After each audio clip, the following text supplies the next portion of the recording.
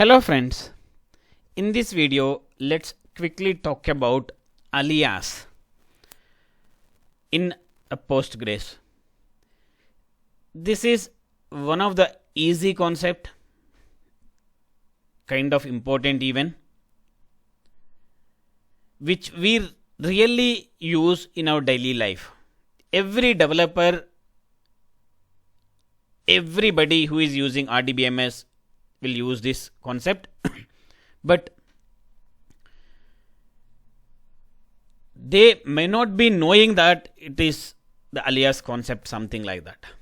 But let me talk about now. See, you can give a temporary name to any of the table, to any of the column within the scope of a query. There are cases where you have a table name which contains around 20 letters. You may need to refer that table name in many places in a same query. See, if you use the same big table name in multiple places in a single query, it looks very odd. Query looks too big, but the functionality in the query is very basic. So that time you can really make use of alias concept. In the similar way to the columns, column name might be big. You can give a different name or small name, or see, in RDBMS when you define a column name, so you may not be able to give the front end user column names. You might need to give little short names which direct non-technical users may not be able to understand that if you directly give you the name of the column. So that time you can give a temporary name to that particular column, like you can give a user specific name so that user can easily identify in the result set. See, in these two cases, you are not physically changing the table name or column name in the server. You are changing the table name or column name within the scope of the query. That's it. When you go to a different window, you may not be able to see the name which you proposed or given in the previous window, because the scope is within the query, not even outside the query. In the same window, in the outside of the query, you may not be able to refer with the name which you have given in the previous query. Again, I am repeating, it is a temporary name change within a scope of the query, within a query itself. It is not a permanent change in the server. It's not a permanent change in the PostgreSQL. So we will be giving a user friendly or developer friendly names while accessing. So let me show you practically how to do it. So now, while giving alias names, some best practices you need to follow. It's up to the application, up to the project, up to the company standards. See, better not to give alias names with a spaces. So just replace space with underscore. Let us say employee name. Ideally, in a normal practice, we specify employee space name. That time, better to specify employee underscore name. That is a best practice. If you still need space, yes, Postgres gives you comfort to provide the spaces also in the alias names. Next, as I mentioned, the alias name is restricted to the particular query scope itself. So now let me show you practically how to handle the alias names in a Postgres. So there are two scenarios I am talking about. So one is at the table alias, the other one is at the column alias. So let me quickly show you. I have two tables, employee and department table. This is the first table as so department. Let's quickly run this query. Yes, I have around 5 records with 2 columns. Department ID 10, admin 20, testing and all. So now, so user required, he want full spelling of the department. Here I as a DB developer friendly, I kept it as a DEPT name. But when I give the same result set to the user, he want department full spelling space name or department full spelling underscore name. Here instead of department ID, he want department number, like that, department space number. Okay, so then how to handle that? So the first I'm talking about column alias now. This is a column alias. So here, if that is the case, you need to specify replace star with the column names. So without specifying column name, you cannot do the alias. Now, so let me make it as DEPT. First time I'm just giving the same output. Later I'll change slowly so that it's very easy to understand to the people. Let's quickly run this. Yes, there is no change in the result. I simply specified the column names. Now let's give alias name. So you need to give alias name by using a keyword as. As, what is the name user asking now here? Department number. Okay.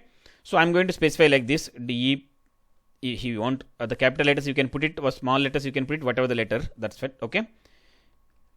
Department underscore number. Okay. So let's run this now. So what is the output? You will get it. So here you will get like this. So department underscore number, you will get it. But physically means permanently I'm not changing the name of the column in the table. So it is a result only. It's showing the change in the result only. So if I use the department number in other query, it won't work. Why? Because the scope is within this query. Now department underscore number. Now let's come to the department name. In this case, so they want the space only. They don't want the department underscore. Let me make it as department space name. Will this work or not? So let me show you that. Will this work or not? Because name is again a keyword. Okay. So it won't work obviously. So why? Because of name is a keyword and there is a space and there is not a single word actually here. You have 2 words. My Postgres is checking this is a 2 words, but this is a single word because of underscore. So now I need to make it as a single word in a Postgres window, then only it will work. So let me try to put it a single code. Let us see if that work or not. Okay, I'm simply keeping a single code. I want the result in the department space name. Let's run it and see. It won't work even. So it won't recognize if you keep it in a single code in the alias. Let's put it as a double quotes. So this is the thing you need to remember. Let's put it as a double quote. Okay, let me remove this one, whatever it is. Yeah. Okay. Now let's quickly run this. Do you see now? You got the result. So department space name, department underscore number. Here also you want the this one. You need to specify double quotes. Let me put it as a double quote here. Okay. Let me quickly run this. Yes, you have it. Department space number, department space name, like this you need. So this is how we do give a meaningful alias names to the columns in a Postgres. Then how to give a meaningful alias names to the tables. So here let me quickly, to understand a better way, I'll use a joins for this. Select so star from so emp so inner join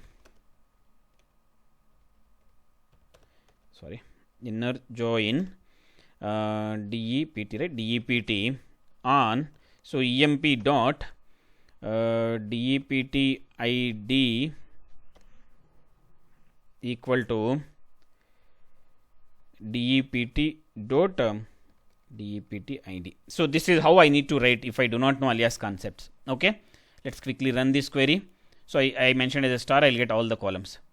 Okay, I'll get all the columns from employee table as a department table. So now let's go to the alias. So here wherever I want to refer the employee table columns, I need to specify emp dot. Wherever I refer the department columns, I need to specify DEPT dot. So that's okay. Now here I have only 3 letters table names, but in a real time you might be having around 20 letter table names or 15 letter table names. Why? Because in the database itself you will be having 100 plus tables. You cannot differentiate if you maintain the table names of 3 letters or 5 letters. Okay, So that time it's very difficult. Now how to give alias name to the table? So simply, so after the table name, let's give a space and you give whatever the letter you want to recognize. Now I am going to recognize employee table with E. So here department table with D. Even this E and D scope is within this query itself. I cannot use in the above query also. Okay. Now here instead of EMP I am going to specify E. Instead of DEPT I am going to specify D here. So this is really useful and it's a daily people will be using. There is no change in the result set. There is no change in the behavior. Simply we are just making use of alias, that's it. Now even the column names also, by default I kept it as a all the column names here, but if you want only specific columns you can put it as e.empid. So now can I use column alias also within the same example? Of course yes, you can use it. Now e.emp name is there, so now I'm going to make it as like this, emp space name, like this. Okay, alias comma. Now dept name you want, right? d.dept name. Yes, you can make it as so now I am making as dept underscore name. So I'm making use of all the possibilities. Okay, let's quickly select this and run this. Yes, you got it. So here dept name underscore name, here emp space name. This is the original name. So here I used in the same query, I used table alias as well as column alias, both in a single query. So that's how we are going to use alias. So if you have any other questions, please drop your question in the comment section. I'll try to answer as soon as possible. Also follow me on Facebook for more technical updates. Thank you for watching.